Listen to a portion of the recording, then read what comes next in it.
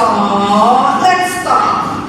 Pada podcast pertama kali ini, Miss Widi akan ngobrol bareng koordinator kesiswaan nih, bukan lokasi lagi ya, guys ya, koordinator kesiswaan kita itu ada dari SMP TJS, SMA sama SMK. So, pengen tahu kayak gimana? So, let's talk. Hai semuanya, ini dia Misteri Guest Miss Windy hari ini, yaitu adalah koordinator kesiswaan dari SMP, yaitu ada Miss Wiwin. Hai Miss Wiwin. Hai guys. Terus ada lagi koordinator kesiswaan dari SMA, ada Pak Rizky. Hai Pak Rizky. Kemudian ada koordinator kesiswaan dari SMK, yaitu ada Bu Erni. Hai Bu Erni. Hai guys. Oke, buat yang belum tahu tentang 3 orang misteri guest kita hari ini, kita akan kenalan dulu nih. Pertama dari SMP dulu kali ya. Oke, selamat buat Bu Wiwin. Oke, selamat siang ya. Selamat siang guys. Perkenalkan, Ibu adalah Bu Wiwin Haryati, tapi biasa dipanggil Bu Wiwin. Kalau alumni udah kenal sama Ibu karena Ibu udah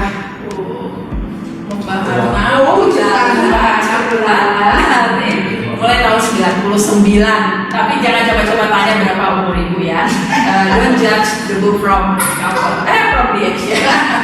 Jadi Ibu setahun 2012 dipercaya untuk menjadi kesiswaan di SMA sampai dengan tahun 2017-18. Kemudian dimutasikan ke SMP sama jadi koordinator kesiswaan juga, tapi masih tetap mengajar di SMA karena identitas Ibu yang sebenarnya adalah Ibu guru ekonomi akuntansi. Salam untuk biru dari Bu Wiwin. Oke, kemudian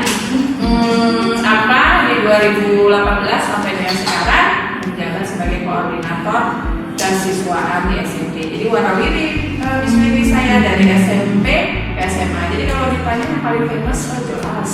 Oh, of course. Jadi semua orang hampir dari semua alumni SMP dan SMA TJS pasti kenal ya satu ini. Benar ya? Benar ya. 3 tahun belakang ya. Tapi kalau nggak tahu 3 tahun belakang pasti ya paling tahu bukan. Tapi itu terus-terusan jadi wakasis tuh Bu ya?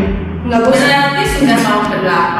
Kalau ditanya bosan, ya naik turun yang namanya mood, yang namanya bosan gitu ya. Tapi kayaknya gua banget sih kalau kesiswaan. Oh oke, Bu wakasis. Koordinator kesiswaan itu sama dengan gue banget. Gue banget. Bu. Menurut gue, tapi nggak tahu ya. Kalau mana-mana kayaknya sih gue nge-brief kali. Oke, next nanti kita akan sampai ke akarnya, sampai ke akarnya. Next ini ada yang paling ganteng di sini ya, yaitu adalah Pak Rizky. Pak Rizky, tolong dikenalin ya Pak Rizky ya.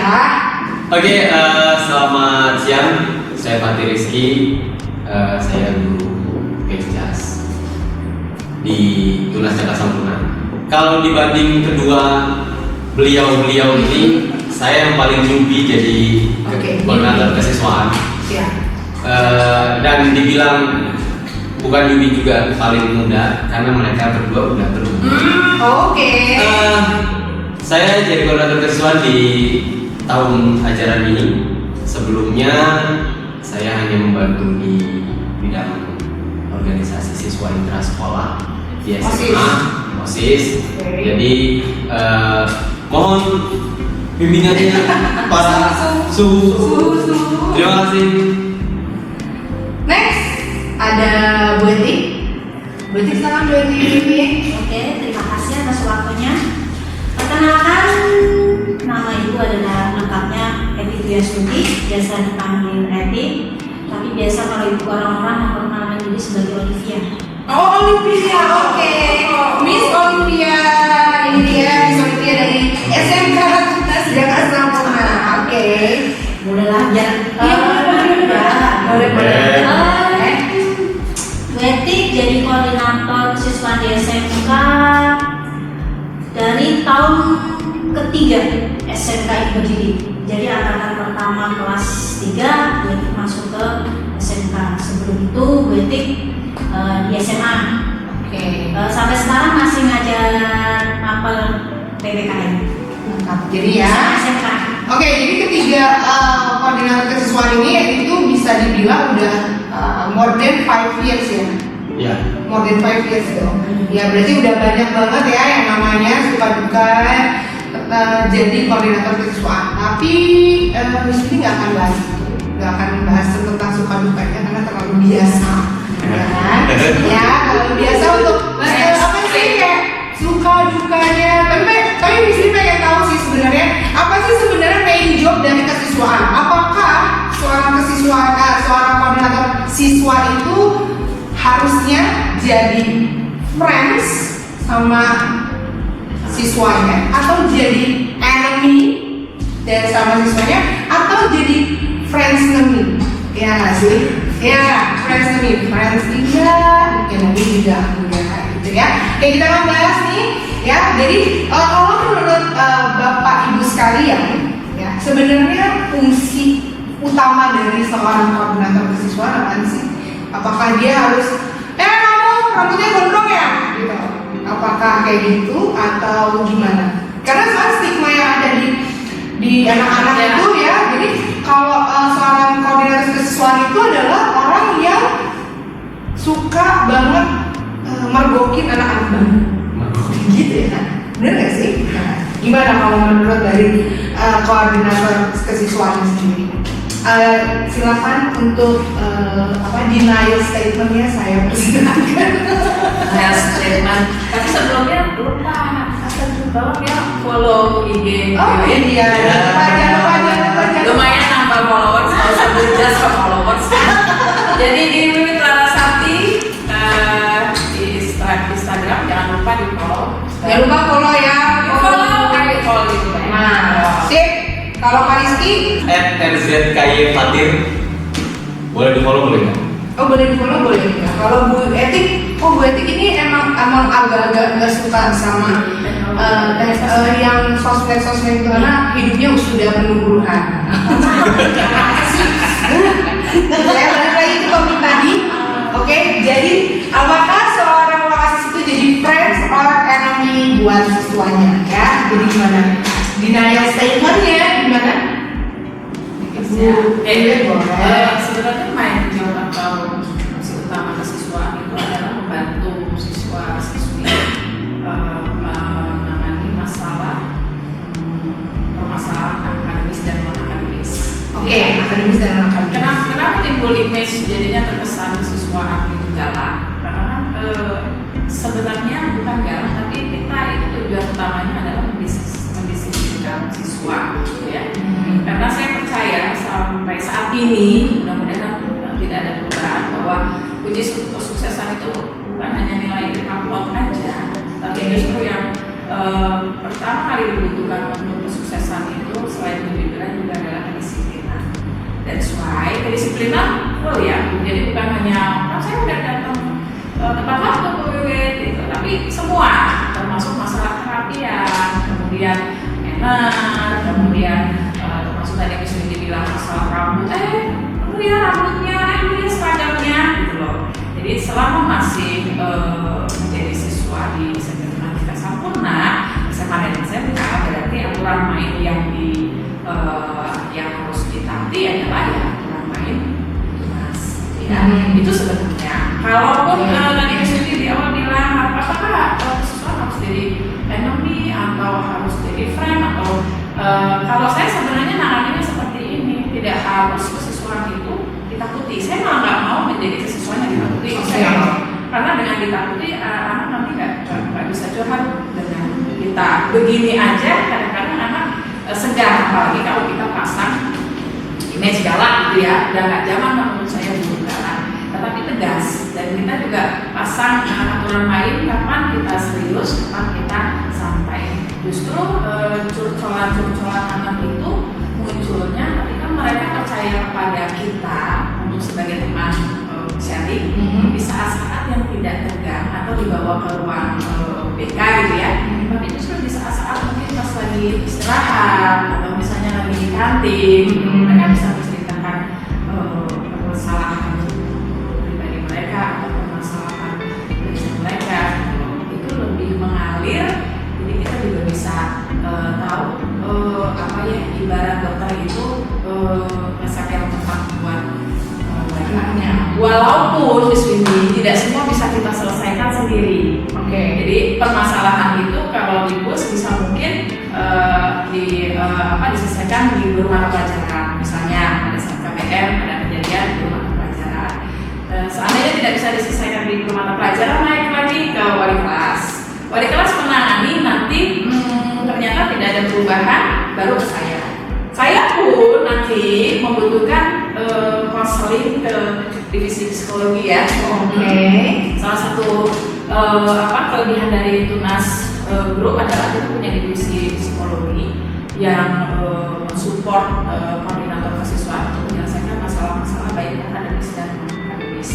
Nah, jadi setelah itu baru melaporkan apa yang sudah kita lakukan ke kepala sekolah. Jadi nggak serta-merta semua urusan melakukan kesiswaan begitu ya. Nah, jadi memang ada tindakan.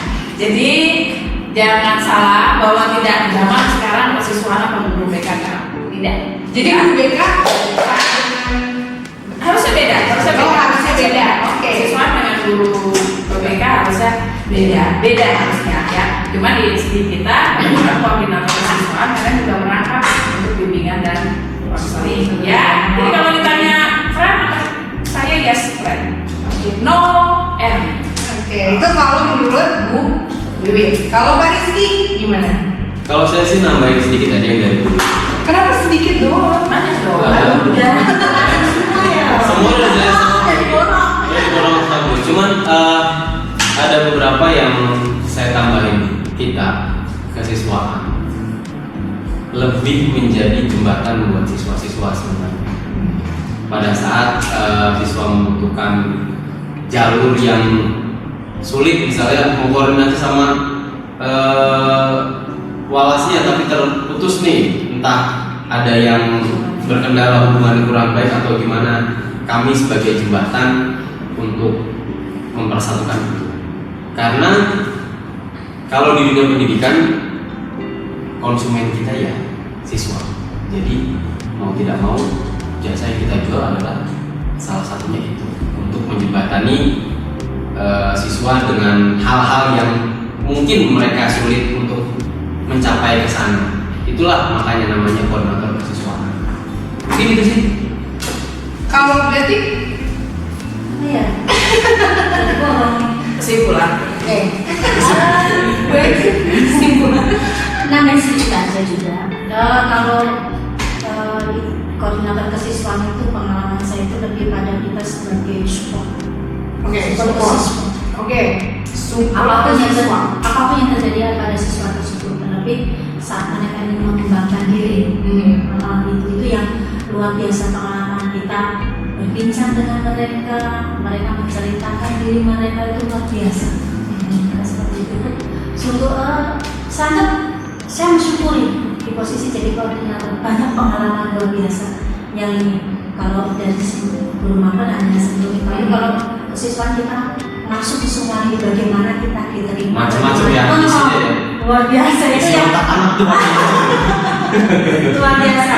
Gue yang lebih senior pasti akan setuju dengan ini. Jadi kadang kita banyak belajar dari anak gitu.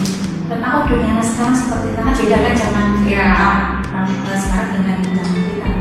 Zaman kita kitanya ini sama ini. Kalau ini sama ini bisa kita. Kalau ini bisa kita. From the day. Jadi aku tambahin ya. Salah satu manajer dari kesiswaan juga adalah membantu siswa mengembangkan potensi minat dan bakat mereka agar bisa menjadi prestasi. That's why selain kita pegang koordinator kesiswaan, kadang-kadang juga kita kerjasama dengan koordinator ekskul untuk menghandle minat bakat mereka di bidang olahraga dan seni sehingga bisa menjadi ada prestasi atau seni berprestasi. Itu tambahan dari saya. Oke. Nah, ini kan ibu sama bapak ini udah lama banget menjadi wasis ya. Kata siapa? Kalian Kata siapa? baru loh. Tadi kan udah more than 5 years kan ya. Ibunya udah dari tahun dari tahun sekian itu tadi ya kan. Bisa di itu aja. Ya, tapi kalau pengen tahu dari tahun berapa bisa dipencet gitu ya kan. Kalau Pak Rizky kan emang newcomer. nggak bisa dibilang. Tapi kalau Bu Etik juga sama kayak Bu Wiwit ya udah agak lama gitu kan ya. Maaf nih. Tapi maksudnya di sini mau nanya kenapa ibu-ibu sekalian dan bapak-bapak sekalian kan udah lama jadi vokasi. Kenapa kamu jadi kepala sekolah aja? Wow. Kenapa? Easy question and with an easy answer. Kenapa? Coba kalau Kariski. Kalau Kariski ditawarin, Kariski kan punya potensi banget nih ya dari dari koordinator kesiswaan jadi kepala sekolah. Kenapa sih Kariski? Enggak. Kariski kira-kira mau nggak jadi kepala sekolah? Truth or dare? Kalau disuruh jadi kepala sekolah, kayaknya saya nggak akan kerja. Kenapa Pak? Saya ini second man. Second man, maksudnya apa Pak? Saya akan lebih banyak berkontribusi pada saat saya menjadi second man. Kalau saya menjadi leader, Oke. mungkin belum coba ya, mungkin saya tidak akan berkontribusi seperti ini. Karena nyonya di sebelah ini nih dari awal pertama kali saya masuk ke Tunas itu tahun 2014, nyonya ini memang sudah banyak mengajarkan saya tentang berorganisasi ya. Oke. Jadi kalau mau lihat saya sekarang ini ya didikannya dia ini. Oke. Jadi sebenarnya ibu sebelah ini tuh punya cara sendiri untuk mengatasi siswanya. Jadi dia pernah bilang sama saya gini, udah nempel aja sama gue. Nice. Dia pernah bilang gitu, makanya sampai sekarang masih saya tempelin terus, ilmunya banyak. Ini bisa jadi gosip loh ya. Apa masih kena ada. Papa maaf ya Pak. Jadi intinya Pak Rizky mau apa enggak jadi kepala sekolah? Nggak bisa jawab. Nggak bisa kok. Ya. Oke, kalau Bu Eti kan udah nggak bisa jawab, udah ada pilihannya Pak Rizky ya. Berarti enggak. Atau iya? Iya. Atau enggak? Enggak. Kalau misalnya Bu Eti diminta untuk jadi kepala sekolah, kira-kira jawaban Bu Eti apa? Enggak. Kenapa Bu Eti? Kan nggak capek emang ngurusin siswa aja. Saya cukup tahu diri bahwa saya bisa mendengar pagi, saya tidak bukan garda depan. Saya itu di baris belakang, hanya support. Kalau di depan yang ada nanti saya nggak bisa apa ya bahasanya, mau support diri gitu. Kalau jadi sesuatu yang kayak kita selalu merasa begini enak gitu kan. Tapi kalau di depan itu kayaknya ada beban yang luar biasa. Tapi kan itu belum dicoba ibu-ibu bapak-bapak. Kan gini, kan dari tadi kan kayak kayaknya gimana kalau misalnya kita coba aja. Dia kan ngomongnya belum dicoba. Ya gimana coba? Maksudnya kan dari tadi kayak kayaknya gitu. Kayaknya nggak kaya. Bukan kayaknya sih, lebih mungkin saya pribadi seiring usia pengenalan terhadap diri sendiri seperti apa, cukup tahu sejauh mana saya gitu kan. Kapasitasnya gitu kan. Makanya kalau dari kepala sekolah enggak nanti saya mikirin siapa saya menjawab tidak. Pasti tidak. Tidak, saya tidak. Dalam dan saya menolak. Kalau ditawarin dulu. Nah. Tahu nggak pasti. Oh, oke. Sekarang kita nengok ke sini nih. Sebagai koordinator kesiswaan yang paling lama, lama dan paling berpengalaman gitu ya. Nah, gimana kalau misalnya Bu Wiwit tiba-tiba ditanyain, Hai Bu Wiwit, maukah menjadi kepala sekolah? Entah itu di SD, entah itu di SMP, SMA atau enggak SMK. Itu jawaban Bu Wiwit is No. Why? I said that's an easy question, ya kan? Ya. With the easy answer. Kenapa? Saya tadi di awal gue udah bilang kesiswaan gue banget. Jadi kepala Untuk sekolah jadi seorang kepala sekolah itu harus standarnya apa? Salah satunya adalah administrasi dan itu salah satu yang lemah dari pemimpin. Terus, do what you love what you do. Jangan pernah memaksakan saya melakukan yang tidak saya inginkan atau saya education gua gitu. Yang ada, gue nggak bisa kerja tadi, gue nggak bisa maksimal gitu. Jadi kalau di manajemen ada the man behind the gun, put the right man to the right place gitu. Jadi menurut ibu Analisa SWOT segala macam. Jadi menurut gue aku no. Iya kan? Jadi masalahnya gini loh. Bukan karena apa nggak khusus atau apa. Jangan pernah menganggap remeh tugas koordinator mahasiswa. Benar. Ya, karena tidak ada jam kerjanya sampai dengan jam 4. 24 jam loh kita kerja. 24 hour. Karena kita pernah menangani kasus anak itu jam 10-11 malam saya masih berbicara dengan orang tua. Murid kaitannya dengan anak. Dan kalau kita nggak bisanya menego pasangan kita nggak akan mengerti. Itu bisa jadi guru hara atau enggak. Oke, jadi agak sulit ya. Sulit. Jadi emang kerjaannya apa sih paling nggak suka kalau ada orang meremehkan apa yang kita kerjakan kita lakukan gitu ya. Bukan meremehkan Bu, tapi lebih nggak tahu sebenarnya. Ya, kalau nggak tahu ya apa? Kalau nggak tahu gua kasih tahu. Gitu. Tapi ya, yang repot kan kalau misalnya sotoy gitu, menimbulkan sendiri. Apa sebenarnya? Apalagi ada kata-kata multitask serba bisa. Lu nggak usah ngomong orang serba bisa. Lu nggak lebih penting organisasinya. Sesuai. Tapi kalau jawabannya mau apa enggak, gue cukup tahu siapa gue, insting itu salah satu kecerdasannya adalah menjadi mediasi. Jadi mediasi itu. Saya insting dan saya bangun. Ya, kesimpulannya adalah ketiga orang ini atau ketiga orang koordinator mahasiswa ini say no to becoming principals. Ya, jadi mereka ini udah mau untuk jadi seorang kepala sekolah, intinya mah gitu ya kan. Karena menurut bapak-bapak dan ibu-ibu sekalian ini ya kan, jangan paksa mereka untuk ngerjain apa yang mereka nggak suka. Benar. Ya. Dan juga mereka udah in love ya, kayaknya udah sayang banget sama pekerjaannya sebagai koordinator mahasiswa, which is itu akan menjadi sangat sulit ketika menyeimbangi kehidupan pribadinya bapak dan ibu ini ya kan, dan tadi dengan pekerjaannya sebagai koordinator mahasiswanya. Tadi kalau misalnya nggak bilang-bilang tuh sama ayo bisa ada terjadi huru hara rumah tangga gitu ya Bu ya. Gimana? Apakah pernah ada satu kasus yang emang benar-benar kayak harus diempanin terus ya siswa itu gimana? Pernah nggak sih terjadi? It's happened to me. Berarti kayak deep banget ini, kayak deep banget di dalam.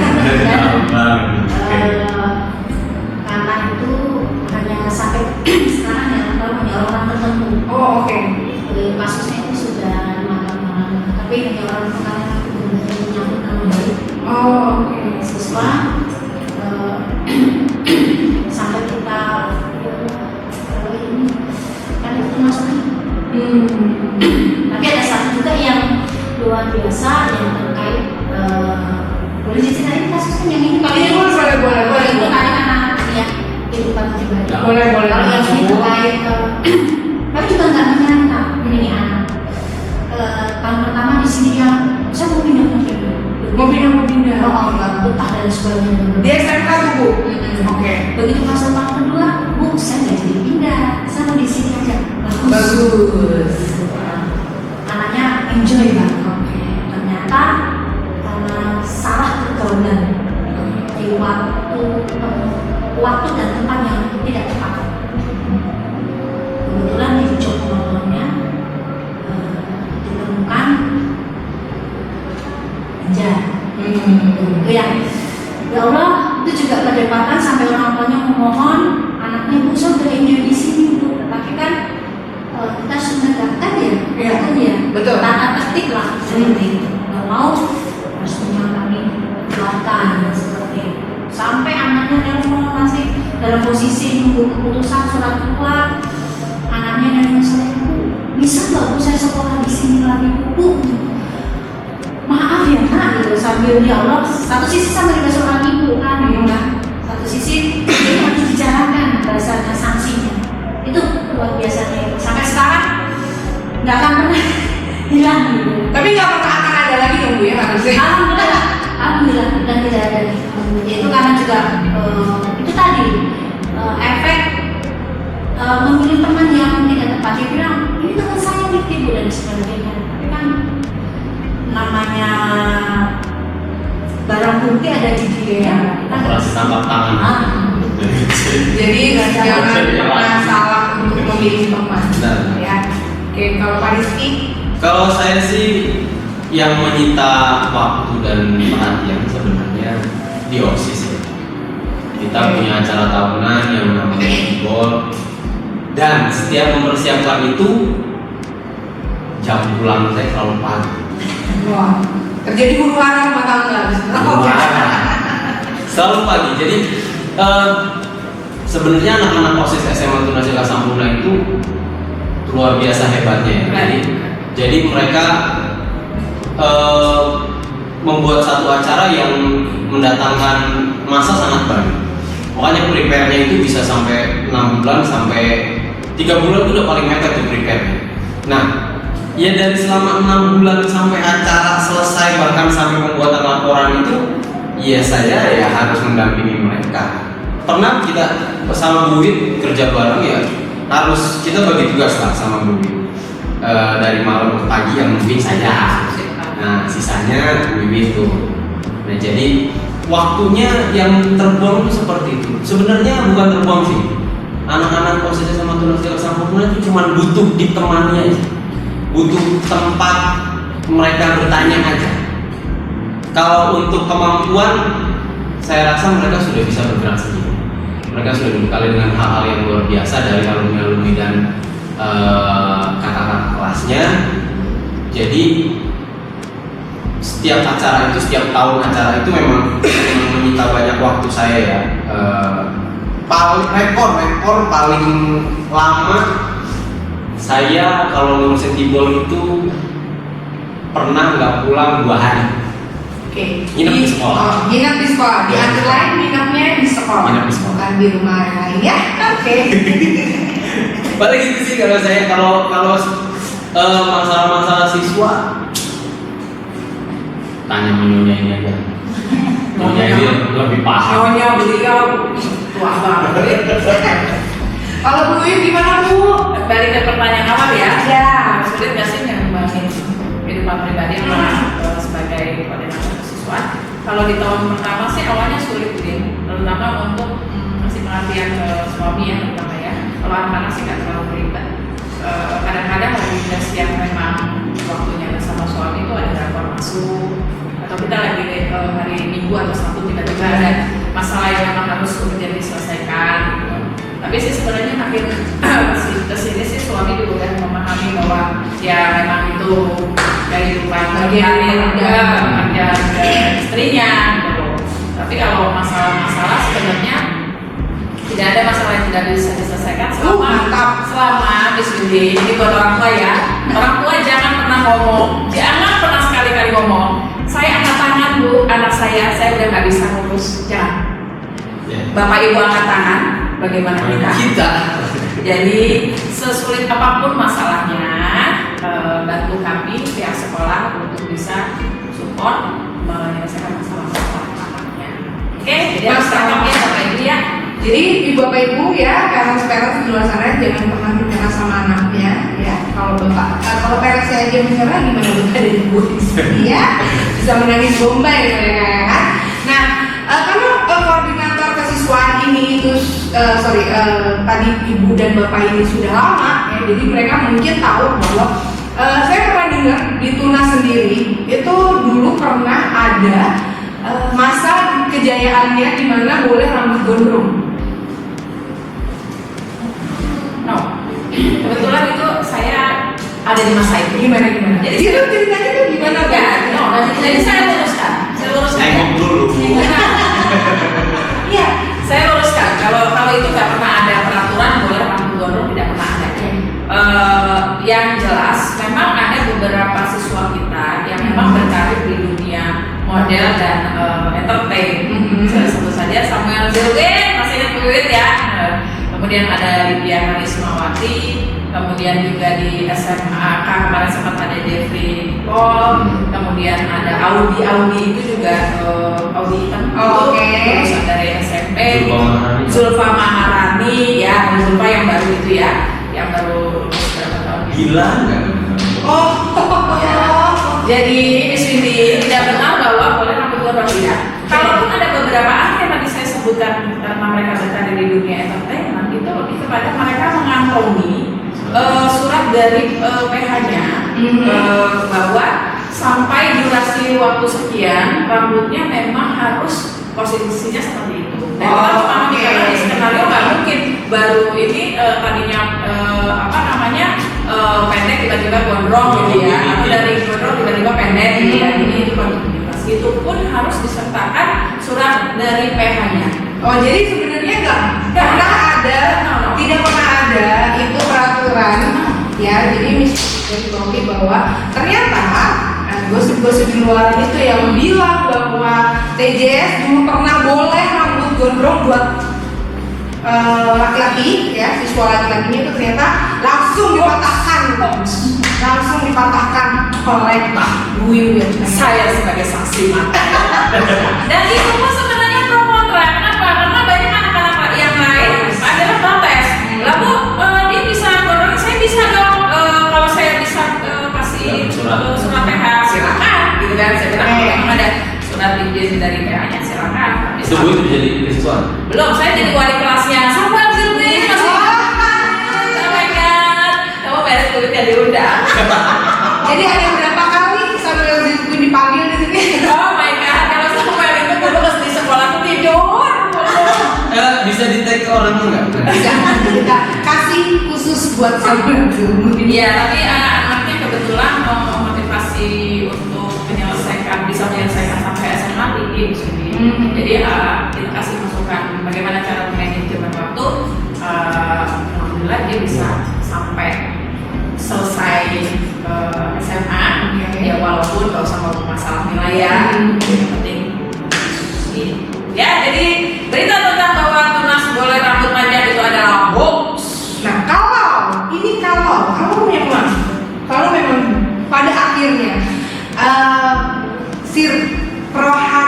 si rambut gondrong ini ternyata diperbolehkan gitu ya, gimana sih pandangan Bapak Ibu sebagai koordinator kesiswaan? Ternyata ya udahlah panjangin aja, orang zaman sekarang boleh, tapi pakai aturan main Gonzaga atau Canisius. Kalau nilainya rata-rata di atas 85 silakan gondrong. Tapi kalau nilainya di bawah 85 silakan gondrong. ya. Jadi bisa dipastikan banyak yang kotak. Sebenarnya kayak gitu juga. Gitu dong. Sebenarnya ya anak tunas pintar-pintar. Bagus juga sih sebenarnya yang untuk motivasi anak ya. Ya. Saya sih setuju kalau misalnya ada rules seperti itu yang memperbolehkan nilai sekian Reward, sekian ya. mereka dapat rewardnya apa? Oh ya boleh rambutnya gondrong. Kalau saya tidak mempermasalahkan itu. it's okay. It's okay, kalau saya it's okay. Karena didukung dengan kemampuan yang tadi, hal-hal yang tadi. Bisa bagus. Jangan sampai lu udah gak berprestasi banyak minta. Gitu. Tapi kalau misalnya cuma dari segi akademis saja kan tadi Bapak Ibu semua bilang bahwa nggak cuma dari dunia akademis. Kalau misalnya ternyata dia berprestasinya di non akademis, nggak boleh dong gitu. Non akademisnya apa dulu nih? Nggak semua non akademis itu kita supporting untuk memiliki kespesialan. Contoh misalnya di bidang olahraga ada beberapa, kita punya beberapa orang yang berprestasi di bidang olahraga. Oke. Tapi di situ kan tidak keren juga, nggak sebagus itu orang olahraga gondrong itu nggak sebagus yang kita lihat gitu ya. Jadi tergantung sisi non akademisnya seperti apa. Kalau misalnya dari akademis dia udah nilainya 85 boleh gondrong, sok nggak apa-apa. Tapi kalau dia non akademisnya bagus, akademisnya juga dia harus menunjang. Oh, oke. Jadi antara akademis dan non akademisnya harus berjalan seiringan gitu ya. Tapi tunggu dulu, kalau di SMK awalnya juga menolak ada pembentukan tersangka, tapi kembali lagi anak SMK kan terjun ke dunia industri. Karena akan begitu lagi ya, kita perbaiki lagi ya. Makanya kalau di kami agak sulit kalau misalkan memperlakukan Boleh. karena kami harus ke dunia industri. Kan dalam dunia industri dilihat kan anak yang terakhir lebih di organisasi seperti itu. Kalau orang kan lihatnya masih sisi di sana. Kecuali kalau dia punya memang skill luar biasa, mukanya orang nggak akan lihat penampilan tetapi ya skillnya. Tetapi untuk pemula kan dilihat dulu penampilannya. Jadi masih tetap dengan mindset bahwa rambut pendek sama dengan lebih kelihatan lebih rapi gitu ya. Jelas kan kita misalnya seperti itu di industri gitu kan. Jadi kalau industri kreatif tuh bukannya maksudnya SMK itu juga bukannya harusnya juga banyak masuknya ke industri kreatif gitu kayak misalnya PH atau misalnya apa namanya kayak e-commerce gitu loh. Maksudnya industri-industri kayak gitu bukannya justru mereka malah ke kantor aja pakai celana pendek dan t-shirt aja gitu. Pengalaman kami yang terjun ke industri itu mereka sangat welcome, rapi gitu. Oke. Karena anak yang masuk PK industri itu posisi mereka pakai seragam sekolah, pakai jas alma mater, rapi, posisinya harus seperti itu. Jadi tiap kantor simpan orang-orang di kantor kan welcome, rapi dari SMA kan. Itulah salah satu bentuk bahwa kita masih menjunjung ke arah sana. Pas nanti kalau udah punya iya ibu satu. Oke, tapi misalnya nih dari koordinator kesiswaan sendiri sebenarnya boleh nggak sih bikin aturan sendiri gitu, maksudnya untuk mengajukan peraturan itu gitu, maksudnya apakah kalau memang ada kesempatan untuk mengajukan tentang hal itu, ibu dan bapak ini akan mengajukan kah? Enggak? Nah, nih dijelasin dulu mekanismenya ya. Untuk tata tertib sebenarnya bukan kesiswaan yang bikin. Di awal tahun itu ada rapat dewan guru. Oh, oke. Jadi pasal-pasal serta aturan main serta sanksi itu bukan kesiswaan atau kepala sekolah yang Plak-plakan gitu ya. tetapi dewan guru yang memutuskan. Di situ nanti dibicarakan termasuk kasus-kasus baru yang mungkin tahun lalu belum ada, kemudian tahun ini muncul gitu ya. Kemungkinan ya, itu dimasukkan. Termasuk juga mungkin yang masalah rambut itu nggak bisa kita ngajuinnya di udah mulai seperti ini. Oke. Kalaupun mau juga nanti dia ajaran baru. Walaupun sebenarnya benar sih kata orang kan nggak bisa ngelihat dari fisik rambut panjang banyak kok yang pintar gitu ya. Tapi sekali lagi di dunia kerja terutama masih melihat bahwa penampilannya. Ya, jadi kesimpulannya adalah ternyata si rambut gondrong itu hoax ya, jadi belum pernah ada kata yang menjadikan dan memperbolehkan untuk siswa TJS itu rambutnya boleh gondrong, kecuali ya dengan term and condition tertentu gitu ya Bu ya. Dan apabila mau dimasukkan menjadi tata tertib itu ternyata melalui long way jadi nggak boleh, nggak bisa ya pengennya gimana, tapi harus didiskusikan bersama dengan dewan guru ya, direnungkan bersama menjadi sebuah tata tertib gitu ya ibu-ibu dan bapak-bapak ya. Nah, buat yang terakhir kalinya ya, yang buat terakhir kali ini Miss Widisi ini sebenarnya materi marketing ya. Di sini pengen tahu ya, kenapa? Tolong kasih alasan kepada parents di luar sana kenapa mereka harus menyekolahkan anaknya di sini di SMP Tunas Jaka Sampurna. Oke, satu kata bahwa Tunas Jaka Sampurna second home. Jadi kalau mau dapat guru yang rasa orang tua itu adanya di sini. Sekolah yang rasa rumah sendiri, feel like home and house itu di sini. Dan juga kami sebagai koordinator kesiswaan siap membantu putra putri Bapak Ibu untuk mengembangkan minat, bakat serta potensi menjadi prestasi. Mantap. Terus ada yang mau ditambahin dari Bu Etik sama Pak Rizky? Kalau dari saya, Kenapa anak saya harus masuk ke SMA? kenapa anak ibu bapak harus masuk ke SMA? TJS. Karena SMA TJS keren, sumpah keren. Saya nggak bohong.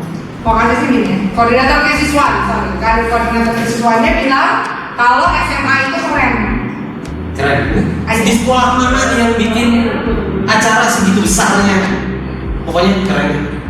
Harus masuk ke SMA terus ya. Oke. SMK PJS. Why? Why? Karena SMK bisa. Mungkin boleh dijelasin bisa gimana maksudnya? Oke.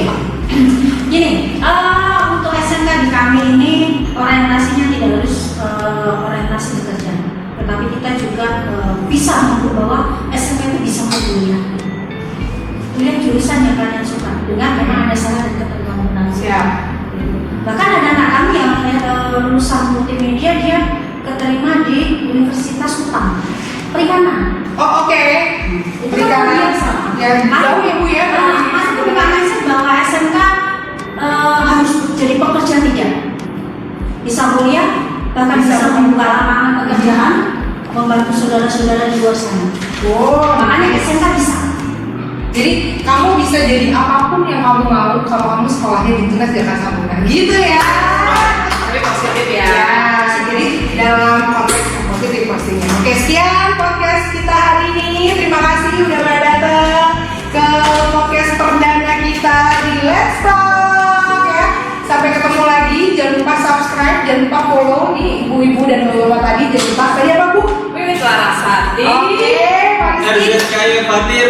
Oke, jangan lupa juga untuk follow dan subscribe di channel YouTube-nya Tunas Jakarta School dan follow di Instagramnya. Jangan lupa di follow ya, di follow ingat ya warga Tunas kamu belum follow sih kebangetan ya di Ya, @tunas Jakarta School.